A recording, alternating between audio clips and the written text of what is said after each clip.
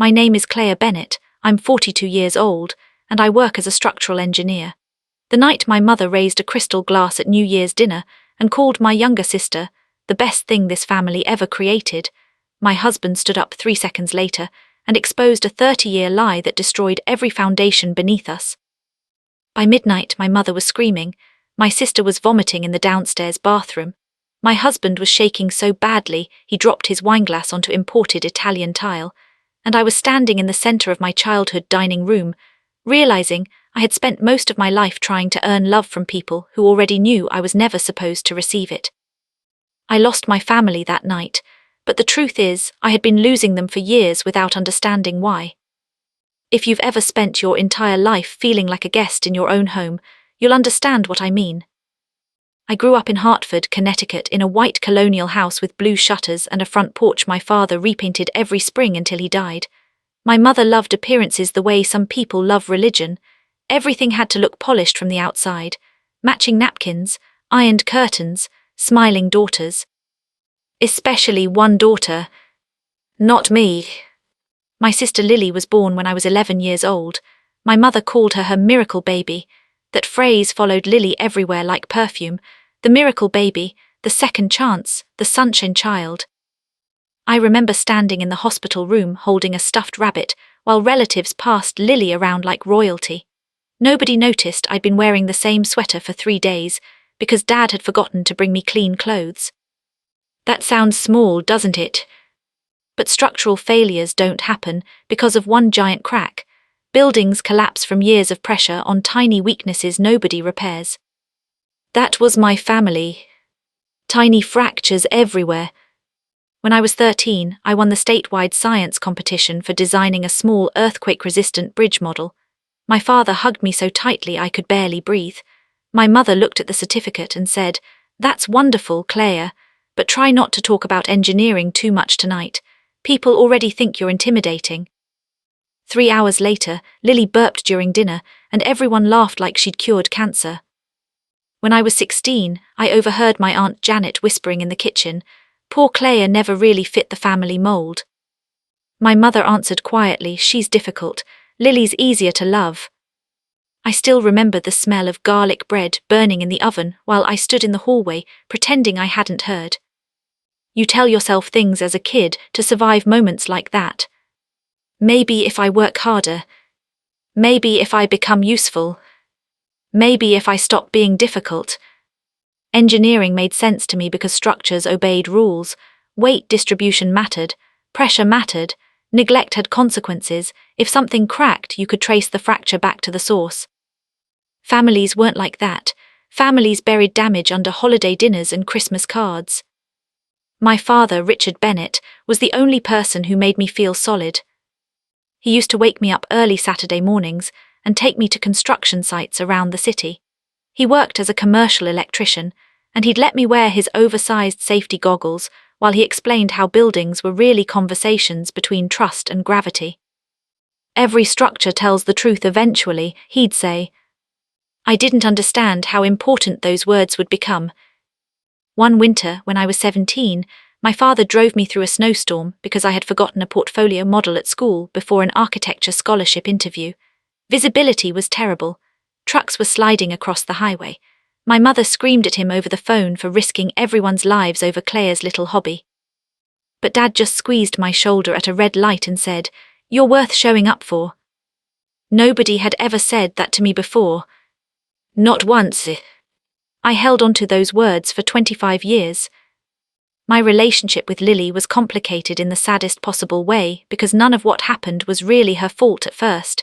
She worshipped me when she was little, followed me everywhere, wanted to wear my clothes and sleep in my room. I braided her hair before elementary school, helped her with math homework, sat beside her bed when she had pneumonia at age 8 and our mother refused to cancel a charity luncheon. Sometimes Lily would whisper, "You're more like my mom than mom is." That should have warned me something was wrong. But children normalize strange things. As Lily got older, the favoritism hardened into something uglier. She learned quickly that our mother's love operated like currency. Attention was transactional, approval was survival. So Lily became perfect. perfect cheerleader, perfect smile, perfect engagement photos, perfect future. Meanwhile, I became useful. The dependable one. The responsible one. The daughter you called when plumbing leaked or taxes got complicated or hospital forms needed explaining. I moved to Boston at 24 after graduate school and built a career designing municipal structures, bridges, schools, transit systems. I loved the honesty of it. Concrete either held weight or it didn't. No pretending. I met my husband Daniel when I was 31 at a transportation conference in Chicago. He was an investigative journalist then, sharp-eyed and calm, the kind of man who listened fully before speaking. On our third date, I warned him, "My family likes my sister more than me." I said it jokingly, or tried to. Daniel didn't laugh. Instead he asked, "How long have they made you feel that way?" I married him because he noticed things other people ignored. At our wedding, my mother spent most of her toast talking about how emotional she'd be when Lily eventually got married someday. Guests actually looked confused. Daniel's jaw tightened beside me, but he squeezed my hand under the table. Afterward he said carefully, "Your mother competes with you." I defended her immediately. That's what daughters like me do. We become translators for cruelty. "No, she's just emotional." "No, she doesn't mean it like that." "No, you misunderstood." I spent years pouring emotional concrete into cracks my mother kept creating on purpose. Then my father died. That was the first real collapse. He had a stroke while repairing electrical wiring at a community center outside New Haven. Massive hemorrhage, gone before I reached the hospital. At the funeral, people hugged Lily first. I know that sounds petty to remember, but grief sharpens strange details. My mother clung to Lily like she was the widow instead of me standing there barely breathing. During the reception, my mother told at least 6 people, "Thank God I still have Lily keeping me strong." I handled the estate paperwork, the taxes, the house inspection, the insurance disputes. Lily posted black and white selfies about grief on social media. Guess who my mother praised for holding the family together? Not me. Never me. Still, I stayed. Because some part of me believed endurance eventually earns love. That's the trap. 5 years ago, Daniel and I started trying for children. After 2 miscarriages and 1 failed IVF cycle, I stopped talking about it publicly. The silence felt easier than pity. Lily got pregnant accidentally 3 months later. My mother cried with happiness in the middle of a restaurant. "You've finally given this family hope again," she told Lily. I went home afterward and locked myself in the bathroom so Daniel wouldn't hear me sobbing. He sat outside the door for nearly an hour. Finally he said quietly, "Claire, why do you keep going back there?" I remember staring at the floor tiles thinking, because maybe next time they'll choose me. Lily's daughter Ava was born in early spring, tiny dark curls, grey eyes. The first time I held her, something shifted in me emotionally so fast it hurt. She wrapped her entire hand around one of my fingers and fell asleep against my chest. Daniel watched me carefully that night afterward. "You'd be an incredible mother," he said. I almost told him then that I was thinking about walking away from my family completely. But I didn't. Because leaving systems you were born into feels impossible, even when they're poisoning you. And because I still didn't know the truth. That truth arrived slowly. Like water inside walls before the collapse.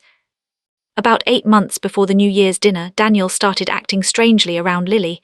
Not flirtatious, the opposite, tense, observant. At first I assumed they'd argued privately. Then one night I walked into our kitchen around 2 a.m. and found him sitting in darkness staring at his laptop. "You okay?" He closed the screen too quickly. "Yeah, just working." But Daniel was a terrible liar. 3 weeks later, he asked me a question that made no sense at the time. "Has your mother ever treated Lily differently in ways that felt guilty?" I frowned. "What does that mean?" He rubbed both hands over his face. "Nothing, forget it." I should have pushed harder. Instead, life kept moving. Work deadlines, hospital visits for my mother's blood pressure issues, Lily's marriage problems, normal chaos. Then came New Year's Eve. My mother insisted on hosting despite complaining for weeks about stress. 42 people attended, crystal glasses, gold ribbon centerpieces, a catered seafood dinner she absolutely could not afford but purchased anyway because appearances mattered more than reality. I almost didn't go. Daniel wanted to stay home. I remember him standing in our bedroom adjusting his tie with hands that looked unusually pale. "You don't have to keep doing this," he said quietly. "It's one dinner. It's never just one dinner with your family." He sounded exhausted. I wish I'd listened. The house smelled like rosemary, wine, and my mother's expensive candles when we arrived. Lily was already there in a cream-coloured dress, laughing beside the fireplace while Ava played with toy blocks on the rug. Mom spotted us immediately. "There's my serious daughter," she announced loudly. "Not Claire. Not sweetheart. My serious daughter." People laughed politely. Then she hugged Lily and said, "And there's my angel." Daniel went completely still beside me. That should have been my warning. Dinner stretched for hours, too much wine, too much forced laughter, my Uncle George ranting about politics, Ava falling asleep on my shoulder after dessert. I remember studying her face in the dim dining room light, her eyelashes, her tiny nose. Something about her expression tugged at me strangely. At 11:48 p.m., my mother stood to give her annual toast. She tapped her glass dramatically. "Before midnight comes," she said, smiling brightly, "I want to say how grateful I am for my beautiful family, especially Lily." "Of course. Some daughters bring stress into your life," she continued, glancing toward me briefly while guests chuckled awkwardly. "And some daughters bring joy. Lily has always been my greatest blessing." My stomach dropped. Even after all those years, it still hurt every time. Then she lifted her champagne glass toward Lily. "To my perfect younger daughter, the best thing this family ever created." And that was the moment Daniel stood up. The chair scraped loudly against hardwood. Every conversation stopped. I looked at him, confused at first because his face had changed completely. He looked furious, not emotional, furious. His voice came out low and steady. "You should probably stop calling Lily your daughter," he said to my mother, "considering she spent 29 years raising Claire's child instead." Silence. Absolute silence. I actually heard someone drop a fork. My mother's face drained of colour so fast it frightened me. Lily whispered, "What?" I remember laughing. Not because anything was funny. Because the human brain rejects impact before accepting collapse. "What are you talking about?" I asked Daniel. He looked at me with tears already forming in his eyes. "Claire," he said softly, "Ava is yours." And I swear to God the room tilted beneath me.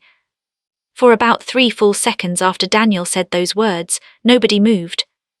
The grandfather clock in my mother's hallway kept ticking. Somewhere upstairs, one of the guest room windows rattled from the winter wind. I could hear the faint hiss of the gas fireplace behind Lily's chair. Everything else stopped. I was still holding Ava against my chest. Her small body was warm and heavy with sleep, her cheek pressed into my shoulder while my entire nervous system began misfiring at once. "What did you just say?" I whispered. Daniel swallowed hard, but he didn't look away from me. "I found documents 3 months ago," he said carefully. "Medical records, DNA paperwork, fertility clinic files." My mother stood so abruptly her chair nearly tipped backward. "You shut your mouth right now." That was the first thing she said. Not "that isn't true." Not confusion. Not outrage. Just fear. Pure fear. I think some part of me knew immediately then, before explanations, before proof, before details. Because when structures fail, engineers recognize the sound before the collapse becomes visible. Lily stared between us, white as paper. "Mom." My mother ignored her completely. "Daniel," she hissed, You have absolutely no idea what you're talking about. Yes, I do. No, you don't. You forged signatures, he snapped. You bribed a clinic employee in New Haven. I have copies of everything. The room exploded into overlapping noise. What the hell is happening? Claire, sit down. Somebody explain this. This isn't funny. But all I could focus on was Ava breathing softly against my neck, while my mother looked at me with the expression of someone watching a locked door finally burst open. Daniel stepped toward me slowly. Claire, 2 years ago, during your second IVF treatment, your embryos were viable. I blinked at him. No, I said automatically. No, they told us implantation failed. They lied. The word hit me physically. Lied. I felt numbness spread through my fingertips. My mind kept rejecting the information because it made no logical sense. Human beings don't steal embryos. Mothers don't orchestrate something like that. Sisters don't unknowingly carry their sibling's child. That belonged in lawsuits or documentaries or criminal investigations. Not inside my mother's dining room with half-eaten cheesecake still sitting on the table. Lily stood up too fast and nearly stumbled. What are you saying? She whispered. What are you saying? Daniel looked sick. I'm saying your mother arranged for Claire's fertilized embryo to be implanted into you during your fertility procedure after your miscarriage. The room went dead again. I remember hearing my own heartbeat. Slowed, heavy, wrong. Lily shook her head violently. No, that's insane. You and Claire were at the same clinic within 2 months of each other, Daniel said. Your mother had access to both of your paperwork. She manipulated the records. My Uncle George finally barked. That's impossible. It shouldn't be possible, Daniel answered sharply, but it happened. I looked down at Ava. At her dark curls. At the grey eyes I had always privately loved because they looked familiar somehow. My throat tightened so hard I couldn't breathe. No, I whispered. Then louder. No. Ava stirred slightly in her sleep. Lily started crying. What do you mean her embryo? She asked. What does that even mean? Daniel opened his phone with trembling fingers and pulled up something on the screen. Ava's DNA test. My mother lunged toward him. Stop it. For a woman in her late 60s, she moved frighteningly fast. She grabbed for the phone so violently that the champagne glass beside her shattered against the table. People jumped backward. Ava woke instantly and started crying. That sound broke me. I handed her automatically to Lily because my arms suddenly felt weak, and the second Lily took her, Ava reached for me instead. Not Lily. Me. Tiny hands opening toward me through tears. Something inside my chest cracked straight down the middle. Claire, Lily sobbed, what is happening? But I couldn't answer because I genuinely thought I might pass out. Daniel finally raised his voice. She deserves the truth. My mother rounded on him with a look I will never forget as long as I live. You self-righteous bastard, she said. You think you know what families survive, you think truth fixes things. Truth matters. No, she snapped, survival matters. That sentence told me everything. I stared at her. And for the first time in my entire life, I saw my mother clearly. Not as a difficult woman. Not as someone emotionally damaged. Not misunderstood. Dangerous. Carefully, deliberately dangerous. Lily sank into a dining chair holding Ava, while tears ran down her face. You told me, she whispered to our mother, you told me the pregnancy was a miracle. Mom finally looked at her. And I saw it then. The guilt Daniel mentioned months earlier. The reason Lily had always been favoured. Not because she was more loved. Because my mother had spent nearly 30 years trying to justify what she'd done to me through Lily. Protecting Lily meant protecting the lie. Oh my God, I whispered. My mother looked at me finally. And there it was. Not love. Not remorse. Exhaustion. Like she'd been carrying concrete on her back for decades. You were never supposed to find out, she said quietly. The room erupted again. My Aunt Janet started crying. Someone else kept saying, "Jesus Christ," over and over under their breath. But I barely heard them, because my entire childhood suddenly rearranged itself into a new shape. Every strange moment, every comparison, every time my mother pushed Lily towards center stage while keeping me emotionally distant. Every comment about me being too difficult. Every moment she treated Lily like something fragile and precious she needed to protect. Not from me. From the truth. I sat down slowly because my knees were shaking. Daniel knelt beside me immediately. "I'm sorry," he whispered. "How long have you known?" 3 months. I stared at him in disbelief. "You knew for 3 months.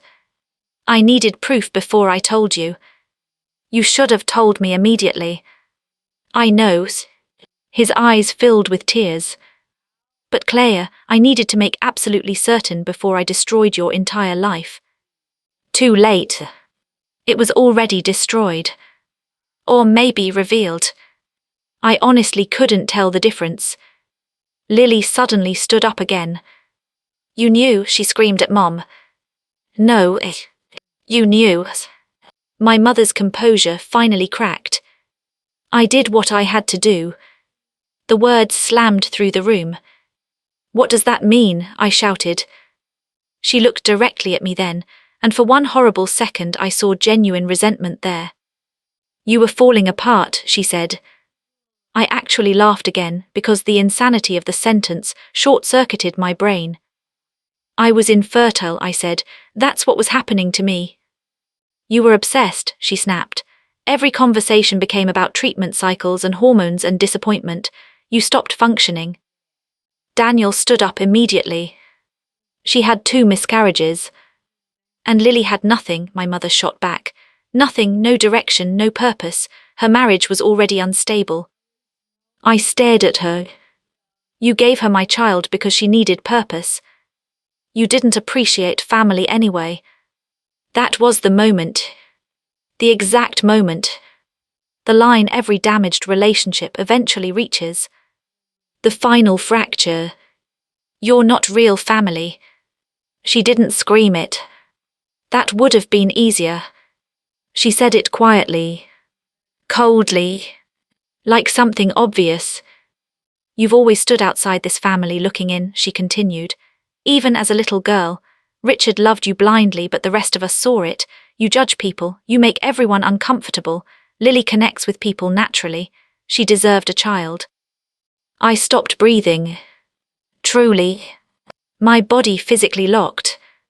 Because every fear I'd carried since childhood had just been spoken aloud in front of 40 people. Daniel grabbed my arms. "Claire." But the room sounded distant now. Muted. Like hearing conversations underwater. "You stole my baby," I whispered. My mother's face hardened. "You couldn't even carry one successfully." Lily made a horrible choking sound. "Mom." Then Ava started crying again, louder this time, confused by all the screaming. And instinctively, completely instinctively, she reached toward me again. Not toward Lily. Toward me. I walked over before thinking. My hands trembled as I took her from my sister's arms. The second I held her, she quieted. The room noticed. Everyone noticed. Ava curled into my chest, exactly the way she always had since infancy. I remembered every strange moment suddenly with violent clarity. How she calmed fastest with me. How she copied my expressions. How attached she seemed during family gatherings. Even the pediatrician once joking that she must have inherited Claire's serious face. My stomach turned. Lily covered her mouth with both hands. "Oh my God," she whispered. I looked at her then. Really looked. And for the first time that night, I saw someone else breaking apart too. Because Lily had been manipulated too. Maybe not equally, but deeply. Her voice cracked. Did you know? She asked Mom again. My mother didn't answer immediately. That silence answered enough. Lily staggered backward. You knew. It was better this way. For who? You were happy. I was living a lie. My mother slammed both hands onto the dining table. I kept this family together. No, Daniel said quietly, you controlled it. That sentence landed like a judge's gavel. Control. That was the real architecture of our family. Not love. Not loyalty. Control. My mother controlled narratives, controlled affection, controlled who felt worthy and who stayed desperate enough to keep chasing approval. And suddenly my entire life made horrifying sense. Why she always kept me emotionally starving. Why she praised Lily publicly while minimizing me privately. Why she needed me insecure. Because secure people ask questions. I sat back down carefully holding Ava, while my mind spiraled through memory after memory. The fertility clinic. The second IVF cycle. My mother insisting on driving me to appointments. The paperwork she helped organize. God. I became aware Daniel was talking again. I contacted the clinic anonymously first, he said. One employee admitted records were altered years ago. There was an internal investigation buried quietly because the doctor involved died shortly afterward. My Uncle George barked, this is criminal. Yes, Daniel replied. My mother looked exhausted now instead of angry. Old. Smaller somehow. You don't understand what those years were like, she muttered. Claire became impossible after the miscarriages. I stared at her in disbelief. I was grieving. You were consuming everyone around you with it. Daniel's voice sharpened dangerously.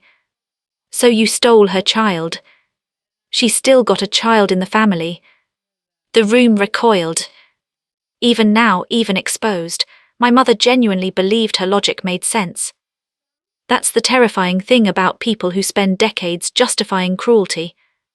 They stop recognizing it as cruelty at all. Lily finally snapped. You let me believe Ava was mine. You raised her. She is mine, Lily cried instantly, clutching her chest. I carried her. I almost died giving birth to her. The pain in her voice hit me hard because she was right too. Nothing about this was simple. Nothing. I looked down at Ava sleeping against me again after exhausting herself crying. My biological daughter. My niece. Lily's daughter. All true at once. I thought I might shatter from the weight of it. Then my mother said the one thing I will never forgive. You always overreact emotionally, Claire. That's the real problem here. And something inside me finally went still. Not explosive. Not dramatic. Just still. Like a bridge cable snapping cleanly after years under impossible tension. I stood up slowly holding Ava. And I looked directly at my mother.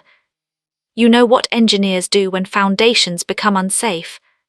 She frowned slightly, confused. We condemn the structure. Nobody spoke. My voice came out calm now, too calm. You spent my entire life teaching me I had to earn love from people already committed to withholding it. You made me feel defective, so I'd keep chasing approval you never intended to give. Claire knows. For once in my life I interrupted her. You don't get to speak over me anymore. The room froze again. I could feel Daniel watching me carefully. I looked at Lily next. She was crying silently now, mascara streaked across her face, looking younger than 40 somehow, fragile, lost. And despite everything, I still loved her. That hurt worst of all. I don't blame you, I told her softly. Lily broke completely then. Not loud sobbing. The opposite. Collapsed inward. Like a person realizing their own memories can no longer be trusted. and standing there in the middle of shattered crystal and candlelight and half-finished champagne, I realized revenge suddenly felt much smaller than grief. Nobody counted down to midnight that year. The television in the living room still played the New Year's broadcast from Times Square, all confetti and screaming crowds and glittering lights, but inside my mother's house it felt like the air had been sucked out completely. One by one, people started leaving. Nobody knew what to say. My Aunt Janet hugged me while crying into my shoulder. My Uncle George muttered something about lawyers and police reports. A cousin I barely spoke to whispered, "Jesus, Claire," like I'd personally caused the disaster instead of surviving it. That's the thing about family implosions. People immediately start searching for the easiest version of events. They want clean heroes and villains because complicated pain makes everyone uncomfortable. But there was nothing clean about that night. Especially not Lily. At around 12:40 a.m., after most guests had fled, she was sitting on the kitchen floor holding Ava's blanket against her chest while Daniel made coffee nobody touched. My mother had locked herself in the upstairs bedroom. I remember staring at the staircase, wondering how many lies had walked up and down those steps over 30 years.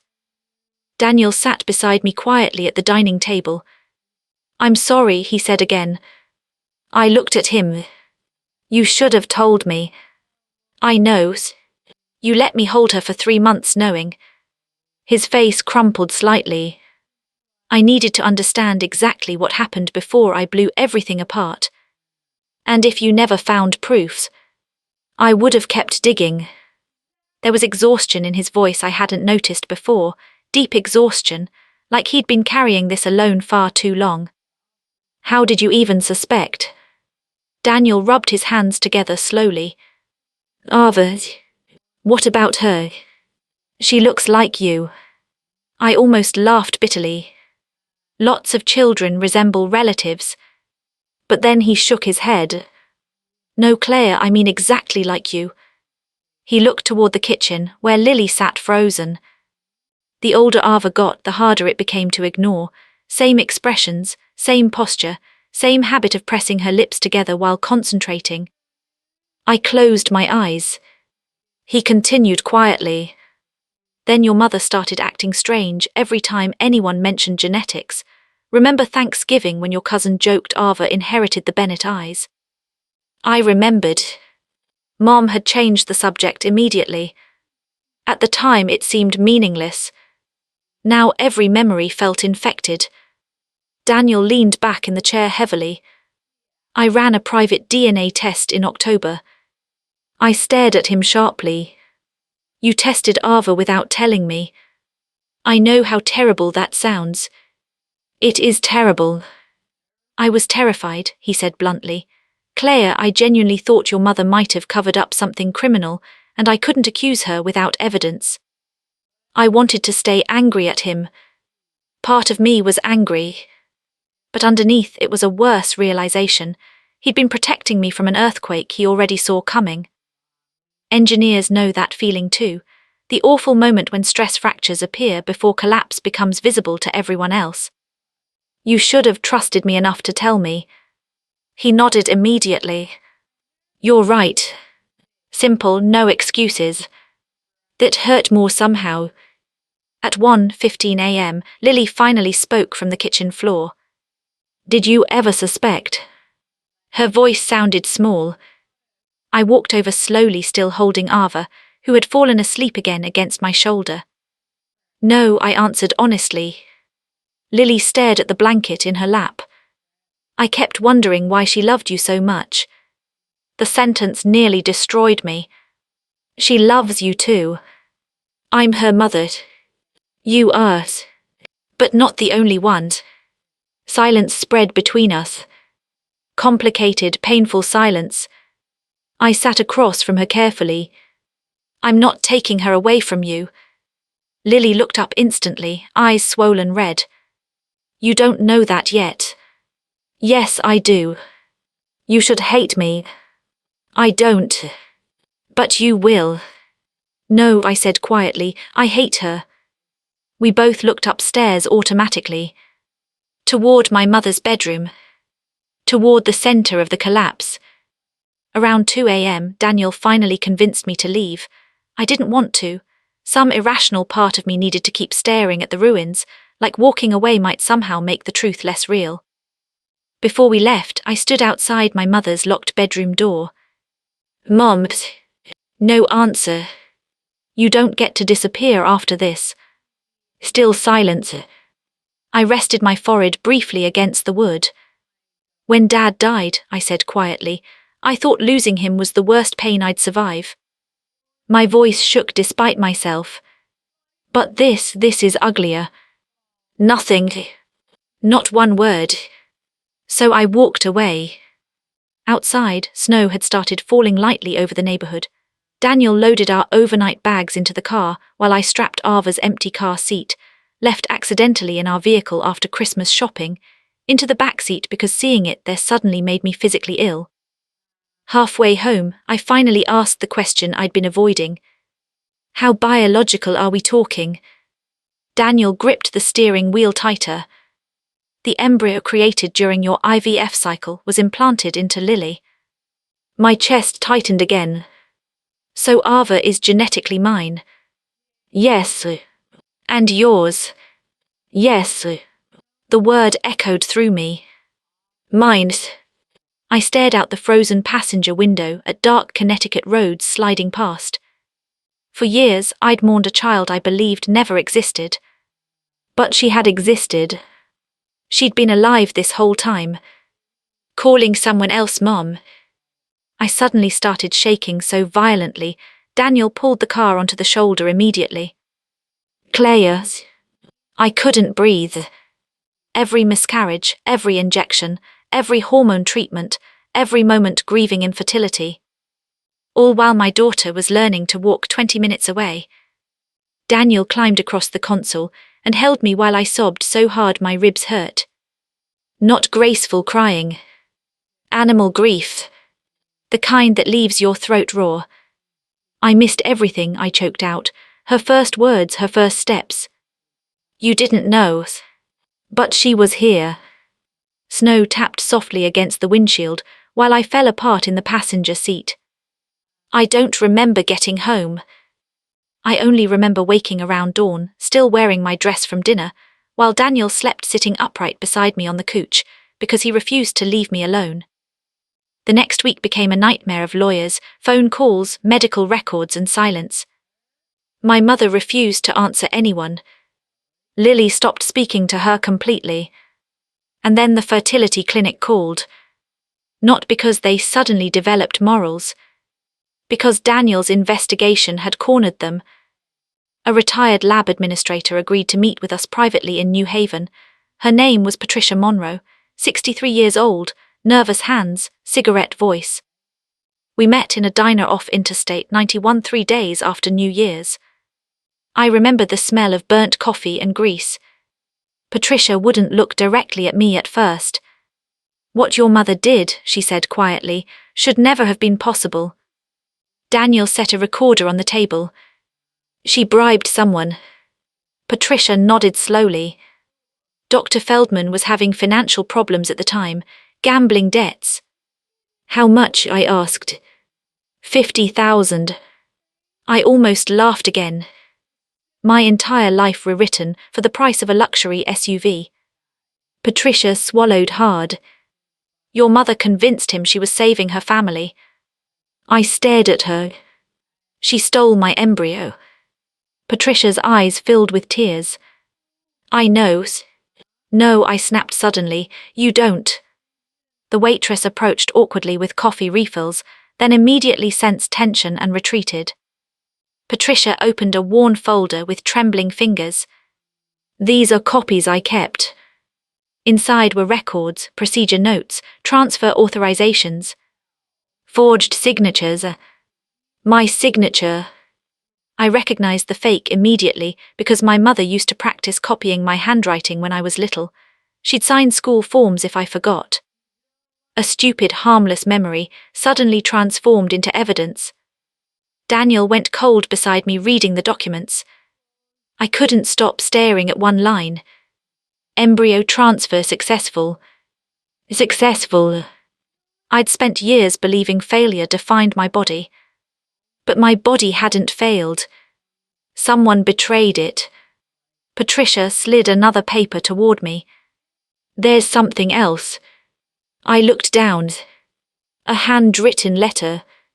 From my father. My heart stopped. What is this? She gave this to Dr. Feldman 6 months before he died, Patricia whispered. Told him to destroy it. He didn't. My hands shook so badly I could barely unfold the paper. The handwriting was unmistakably Dad's. Claire, if you ever read this, it means Elena finally let the damage surface. I need you to understand something first. None of this was your fault. Not your miscarriages, not your mother's cruelty, not the distance in this family you felt since childhood.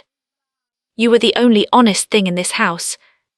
I had suspected for years that your mother resented how much I loved you. She thought you judged her. The truth is simpler. You saw people clearly, and she hated being seen clearly by anyone. If she's done what I feared she might do, then I need you to know I tried to stop her.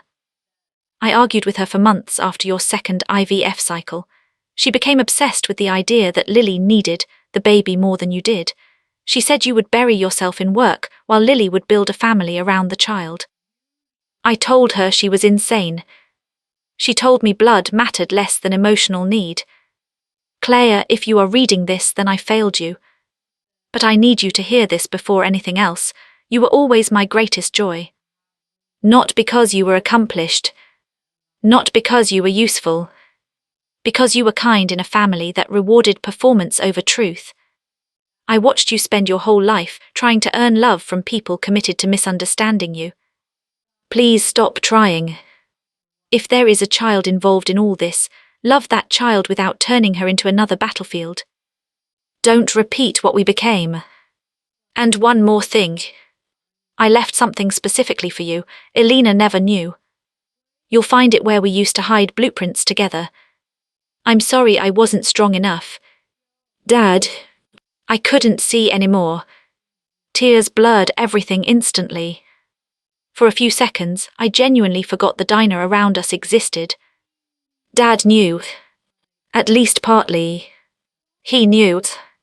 Daniel touched my shoulder gently. I couldn't speak.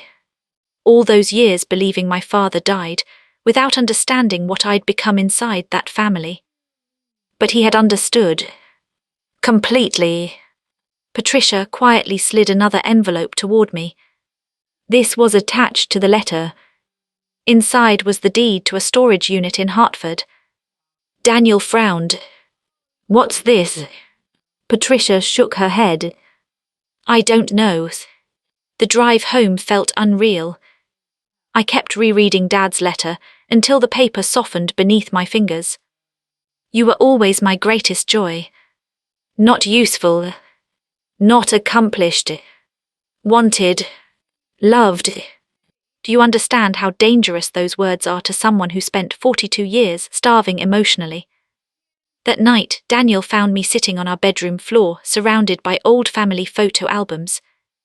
I was studying every picture differently now. In almost all of them, my father looked directly at me. Not the camera. Me. Daniel sat beside me quietly. I should have protected you sooner. I leaned my head against his shoulder. This isn't your fault. It feels like it. Why? Because I saw how they treated you for years and kept hoping you'd eventually walk away yourself. I thought about that. Then asked softly, why did I? He answered immediately. Because neglected children become adults who confuse surviving with belonging. That sentence sat inside me heavily. The next morning Lily called. Not texted. Called. Her voice sounded wrecked.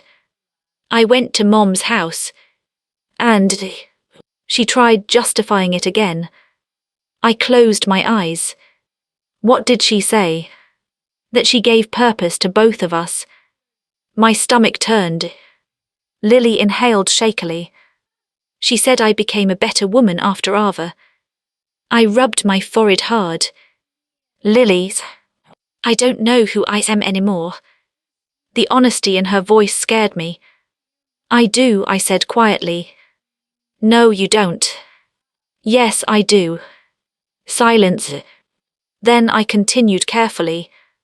You're the person who sat beside my bed after my miscarriage, when Mom couldn't even call. Lily started crying softly. You're the person who drove 3 hours during a snowstorm because Daniel was overseas and my pipes burst. Maury crying now. You're not what she did. But I benefited from it. So did Mom. That landed hard. Because it was true. Lily whispered, "Are you going to take Ava?" And there it was. The real terror beneath everything. I answered immediately. No, you don't know that. I do. You're her biological mother. And you carried her, raised her, loved her. What does that make us? I stared out the kitchen window at bare winter trees. A disaster, I said honestly. To my surprise, Lily laughed through tears. Small, broken, real. And for the first time in years, we sounded like sisters again instead of competitors trapped inside our mother's architecture. 3 days later, Daniel and I drove to Hartford to open the storage unit Dad left behind. Unit 214. Cold metal door, dusty fluorescent lights. Inside were boxes, blueprint tubes, old tools, photo albums, and one large steel lockbox. Daniel pried it open carefully with a screwdriver. Inside sat investment documents, property records, and handwritten notebooks. My father had secretly built an investment portfolio over 20 years. Properties, municipal bonds, construction company shares. Everything designated to me. Not jointly. Not split. Mine. Current valuation, $3.8 million. I stared at the numbers numbly. Dad had known. He knew my mother would eventually try to erase me somehow. So he built me an escape route in secret, quietly, patiently.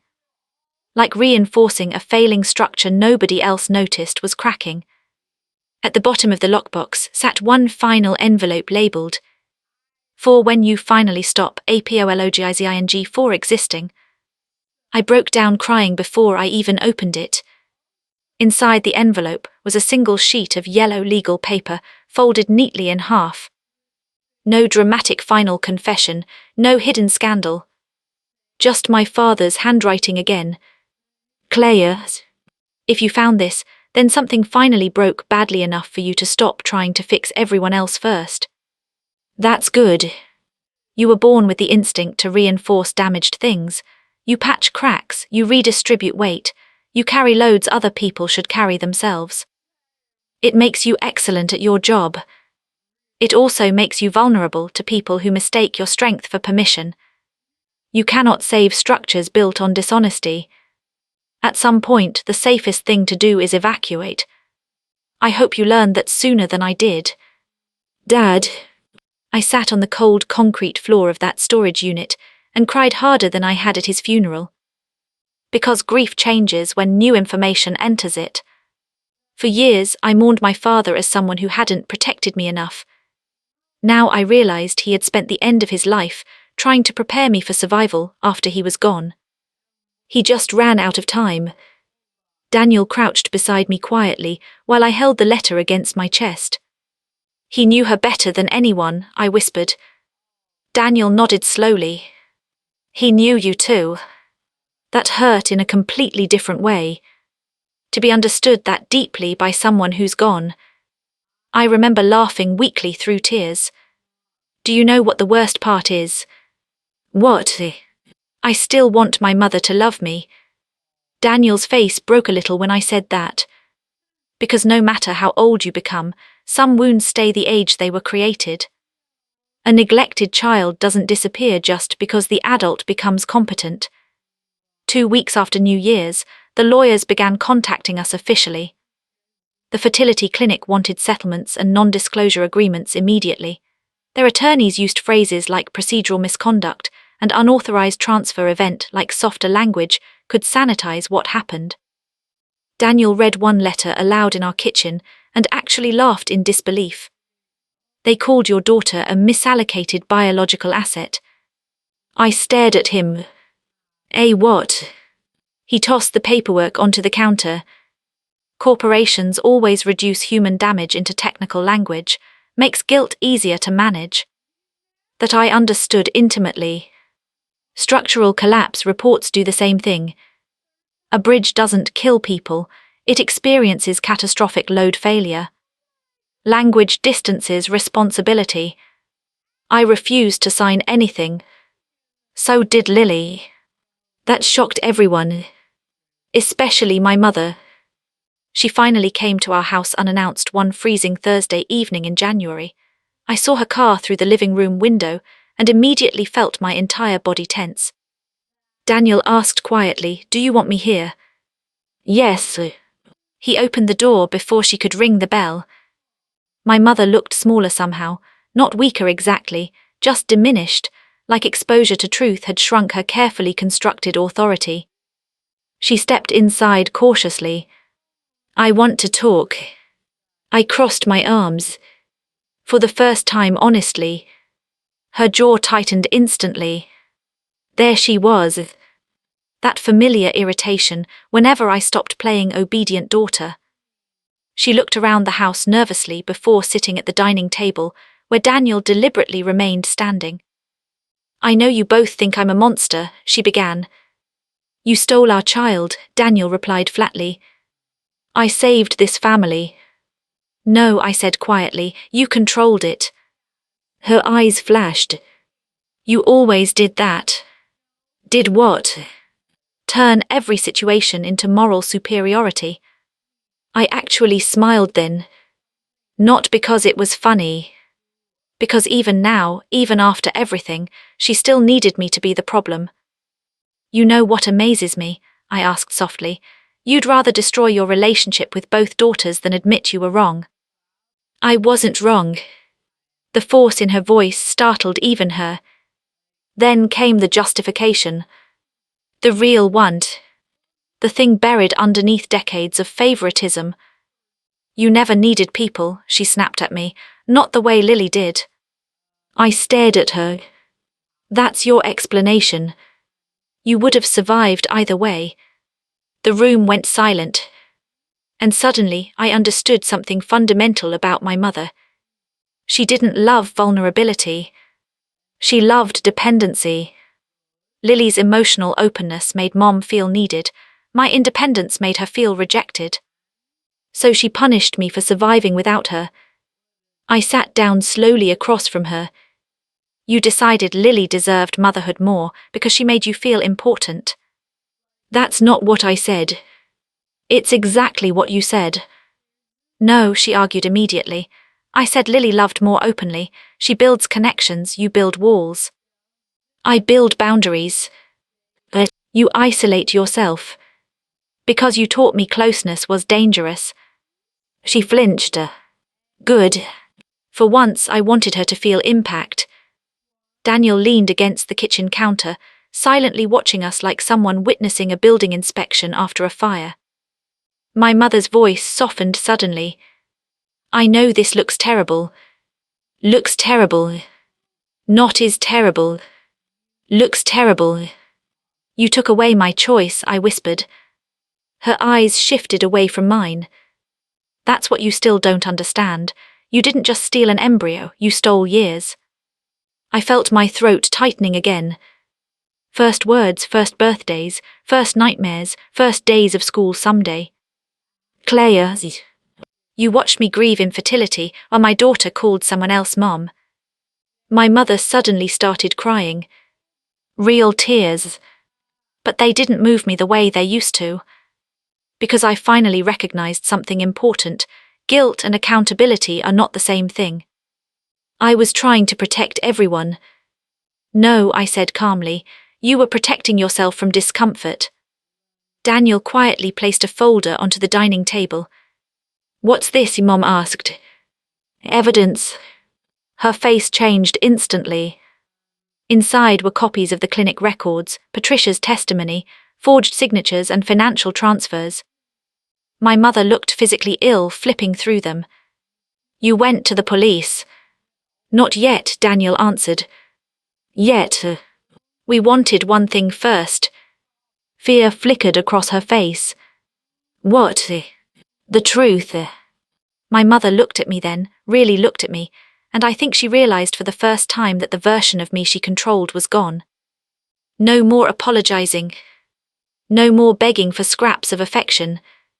No more translating her cruelty into misunderstandings. You know what your real mistake was? I asked quietly. She said nothing. You spent so many years convincing me I was hard to love that you forgot what happens when people finally realize they were never the problem. Something inside her seemed to collapse at that. Because manipulative people survive through your self-doubt. Once it disappears, their architecture fails fast. She stood abruptly. So what now? You destroy your sister's life too. There it is, Daniel muttered. The weaponized guilt. Always. I looked directly at my mother. I am not destroying Lily's life, you did that. She'll lose Ava. No, I said firmly, she won't. Mom blinked. For the first time all evening, she looked genuinely confused. I'm not taking Ava away. You're not. No. She stared at me suspiciously, almost unable to process it. Because my mother understood possession better than love. I'm Ava's biological mother, I continued carefully, but Lily is her mother too. My mother slowly sat back down again. You share her. Share. As if Ava were custody paperwork instead of a child. I'm going to protect her, I said, from this family's damage starting now. That sentence hung heavily in the room. Then my mother asked the question that finally severed something permanently between us. So after everything I sacrificed for this family, you're abandoning me? I felt completely calm when I answered. Yes. No yelling. No revenge speech. Just truth. Her face crumpled slightly. You're really leaving? I should have years ago. She looked around our dining room helplessly like she expected someone to rescue her from consequences. Nobody did. Finally she whispered, I did love you, Claire. And maybe she believed that. But love without safety becomes something else eventually. I stood and walked to the front door, opening it quietly. Snow drifted outside beneath the porch light. I hope someday you understand what you did, I said. Then I let her leave. After the door closed, I leaned against it shaking. Not from fear. From grief. Daniel wrapped his arms around me immediately. You okay? No, I answered honestly. And for the first time in my life, honesty didn't feel dangerous. The legal battle lasted 6 months. Long enough for newspapers to catch pieces of the story. Long enough for the clinic to settle privately with both me and Lily for an amount large enough to permanently alter our financial futures. Long enough for relatives to start choosing sides. Some defended my mother. That part no longer surprised me. Families built around dysfunction rely on people protecting the illusion at all costs. My Aunt Janet called me crying one afternoon. She keeps saying you're punishing her unfairly. I stared at architectural drafts spread across my office desk. She stole my child. I know. No, I said quietly. I don't think anybody actually understands the scale of this. Because how could they? How do you explain the psychological violence of mourning a living child? The settlement money ended up being enormous, just over $11 million after negotiations and damages. People hear numbers like that and imagine satisfaction. There wasn't any. Money restores security. Not time. Still, I used part of it to establish a scholarship fund for women entering structural engineering programs. Dad would have liked that. Lily and I started therapy separately at first. Then together. The first joint session was brutal. We sat across from each other, unable to make eye contact, while the therapist gently asked, "What are you both most afraid of?" Lily answered first. That Ava will stop loving me. My chest hurt instantly. Then the therapist looked at me. I swallowed hard. That I already missed too much. Lily started crying immediately. So did I. Because beneath the legal chaos and betrayal and rage sat two women grieving different versions of the same stolen reality. Over time, we built something fragile but real. Not perfect sisterhood. Not magical healing. Honesty. Lily admitted she'd spent years feeling secretly inferior to me, despite Mom's favoritism. You were always the smart one, she said during one session. Dad looked at you like you hung the moon. I stared at her in shock.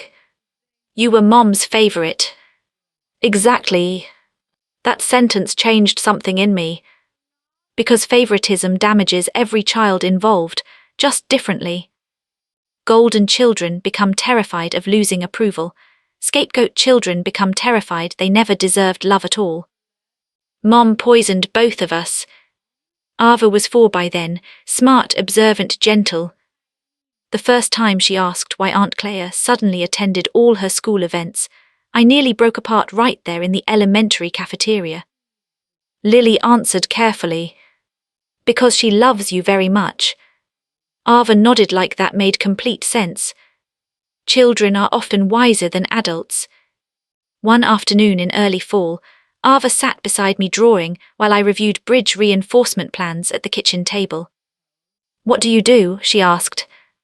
I smiled softly. I make sure things stay standing safely. She considered that seriously. Like a superhero. I laughed for real for what felt like the first time in a year. Something like that.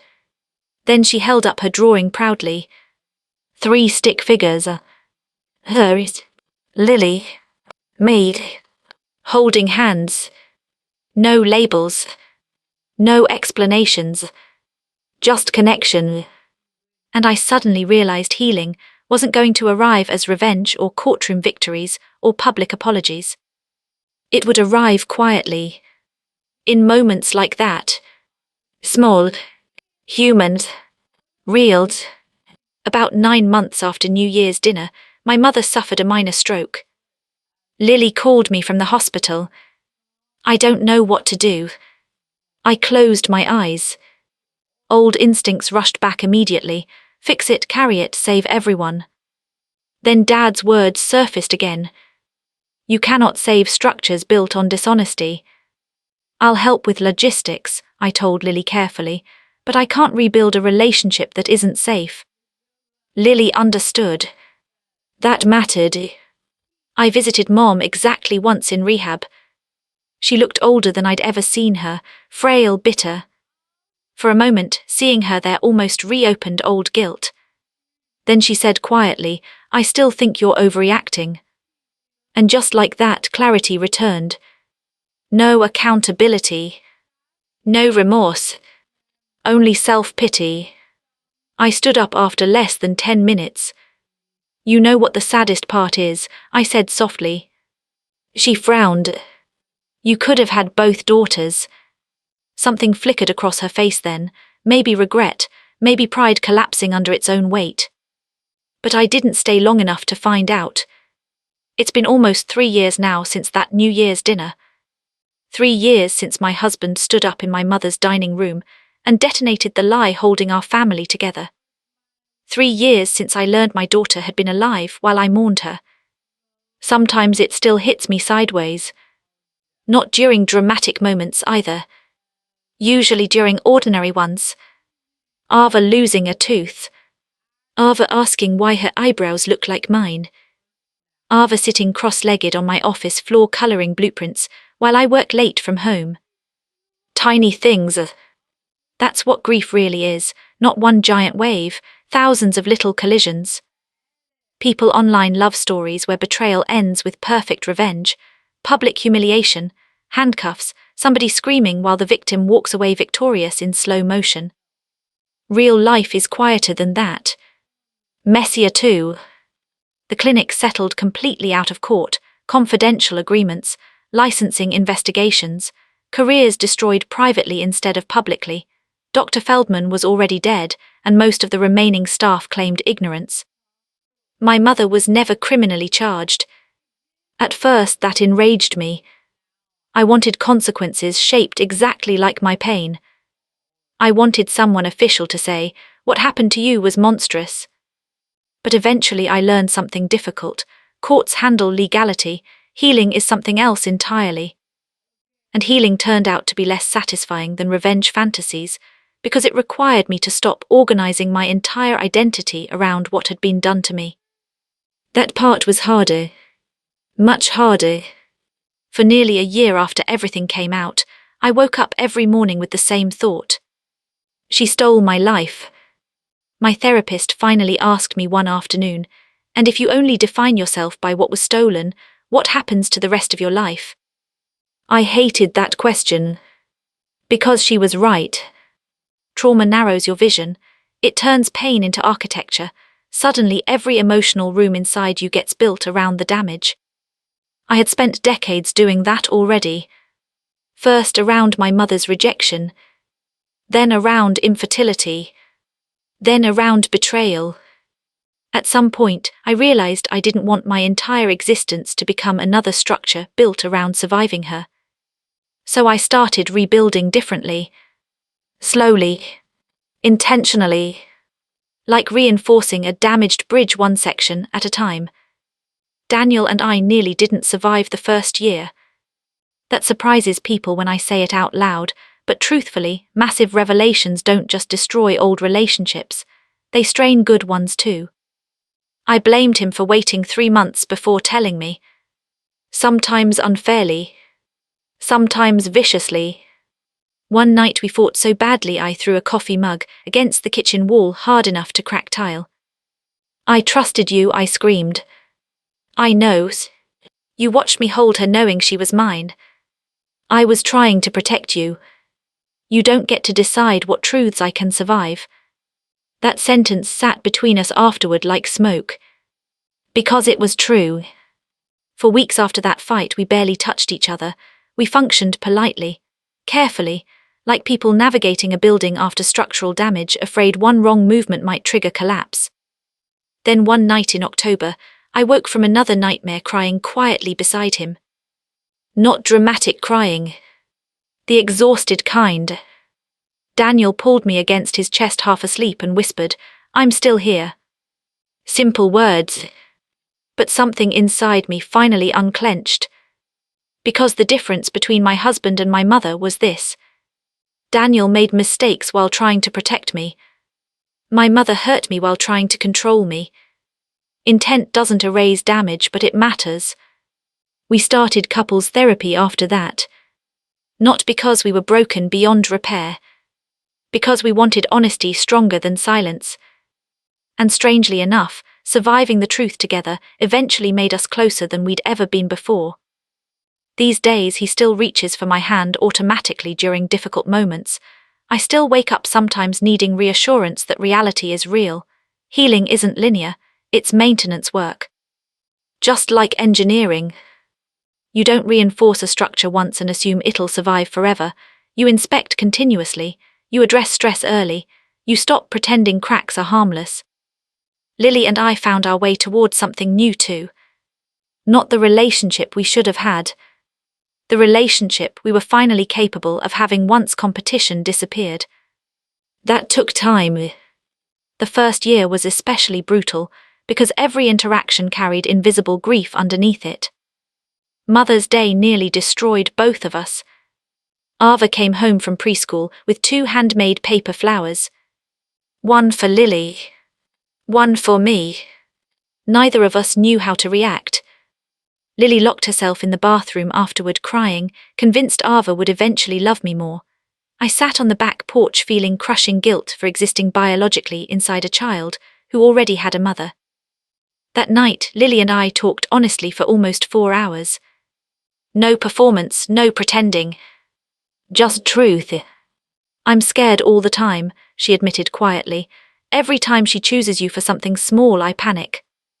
I looked at her across the kitchen table. "She runs to you when she's hurt." Lily wiped tears away. She runs to you when she's happy. That one hurt. Because it was true. Ava loved us differently. Not more. Not less. Differently. Children make emotional space adults think is impossible. Eventually, we stopped trying to define ourselves through ownership and started focusing on stability instead. What mattered wasn't biology alone. What mattered was whether Ava felt safe, loved, and honest inside her own life. We promised each other one thing very early. No lies. None. Ever again. When Ava turned 6, we told her an age-appropriate version of the truth together. I was terrified. I barely slept the night before. But children deserve reality delivered gently, instead of deception delivered permanently. Lily explained first. You grew in Mommy Lily's tummy, she said softly. Ava nodded seriously while eating strawberries. Then I added, and part of how you were made came from me and Daniel. Ava frowned thoughtfully for a long moment, then asked, so I got extra people. I started crying immediately. Lily laughed through tears. Yes, she whispered, you got extra people. Ava accepted it in about 4 minutes and asked if she could go draw unicorns afterward. Adults complicate identity far more than children do. My mother never really recovered socially after the truth surfaced. Connecticut suburbs survive on reputation, quiet scandals spread fastest. Some relatives stopped speaking to her entirely, others maintained careful distance, a few defended her right up until the end. Yes, the end. She died 11 months ago. Second stroke. Massive this time. Lily called me from the hospital at 4:12 in the morning. I think you should come. I almost didn't. That's the truth nobody likes admitting after trauma. Sometimes compassion feels dangerous. But I went. The hospital smelled like antiseptic and stale coffee. Rain hit the windows softly while machines beeped around her bed. My mother looked impossibly small. Not frightening anymore. Just human. Fragile in the way all bodies become eventually. Lily stood beside the bed, twisting tissues between trembling fingers.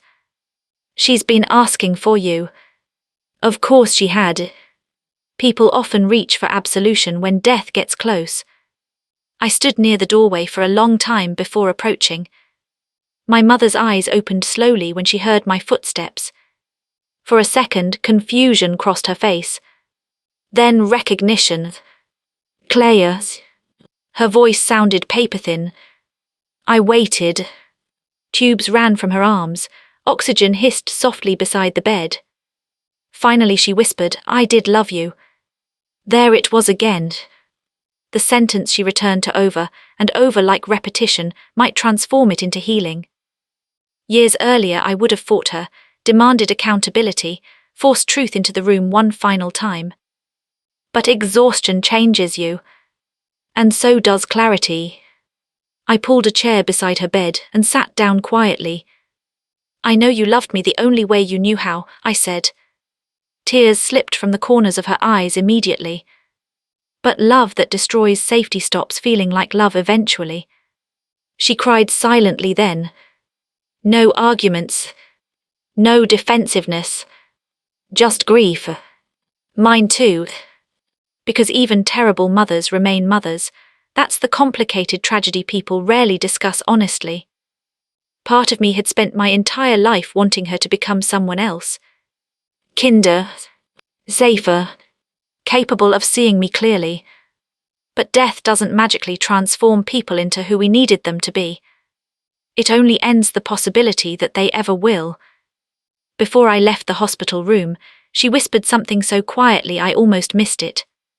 You were never difficult. And God.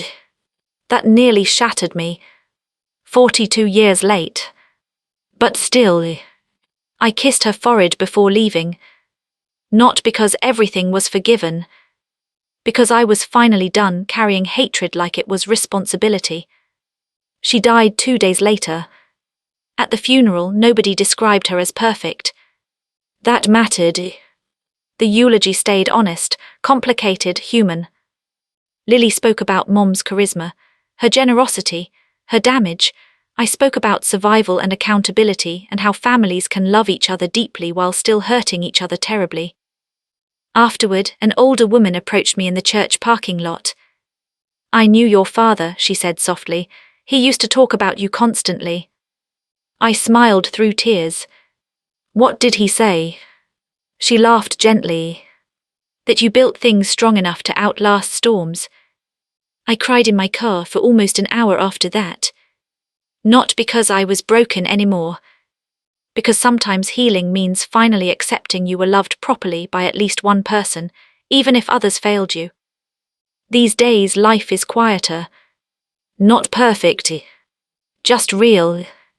Daniel left journalism last year and teaches investigative ethics at a university outside Boston now. Sometimes I catch him grabbing papers at the kitchen counter, while Ava explains dinosaur facts beside him with absolute seriousness. Lily remarried 6 months ago to a middle school art teacher named Marcus who treats Ava with extraordinary gentleness. We spend holidays together now, though smaller ones, honest ones. No performance. No forced perfection. Just people trying. And me. I still work as a structural engineer. A few months ago, I supervised restoration on a century-old pedestrian bridge outside Hartford. Years of water damage had weakened the support system underneath, but the surface looked fine for a long time. That happens often with structures. Damage hides until weight exposes it. During the final inspection, I stood underneath the restored framework running my hand across reinforced steel beams while workers packed up equipment nearby. One of the younger engineers asked, "How do you know when something can be saved?" I thought about that question for a long time before answering. You look at whether the foundation still tells the truth. He looked confused, but I understood exactly what I meant. Strong things can survive enormous damage if honesty exists underneath the repair. Without honesty, collapse becomes inevitable. Last week, Ava lost another tooth while sitting at our kitchen table eating apple slices she bit too aggressively. Blood everywhere, total chaos. She panicked for about 30 seconds before demanding everyone calm down because she was handling the emergency. Daniel laughed so hard he had to leave the room. Later that night, after she fell asleep, I stood in her doorway watching her breathe. 7 years old now. Curly dark hair spread across the pillow. One arm wrapped around the stuffed rabbit I bought her after the truth came out. Mine's. Lily's. Ours. Her own. And suddenly I realized something important. My mother stole years from me. That will always be true. But she did not steal the rest of my life. She did not steal my ability to love honestly. She did not steal my future. Most importantly, she did not steal my understanding of my own worth. That part took me 42 years to learn. If you're reading this while trying desperately to earn love from people determined to withhold it, listen carefully. You cannot build a safe home inside someone else's inability to value you. You can spend decades becoming smarter, prettier, more successful, more useful, more agreeable, hoping eventually they'll choose you properly. Some people never will. That failure belongs to them, not you. The bravest thing I ever did wasn't exposing the truth. It was finally believing I deserved love without auditioning for it first. Healing didn't arrive all at once for me. It came quietly, in therapy offices, in kitchen conversations, in bedtime stories, in learning how to stop apologizing for taking up emotional space. And maybe that's what real recovery actually looks like. Not dramatic triumph. Just waking up one morning and realizing the pain is no longer the center of every thought. Tonight, Ava is sleeping upstairs after insisting her science fair bridge design is structurally questionable but emotionally ambitious. Daniel is downstairs pretending not to help her cheat with calculations. Lily texted me a picture earlier of Ava covered in paint after art class. Normal life. Small life. beautiful life. The kind I thought belonged to other people for a very long time. Sometimes survival isn't about rebuilding the old structure. Sometimes it's about finally giving yourself permission to stop living inside the ruins.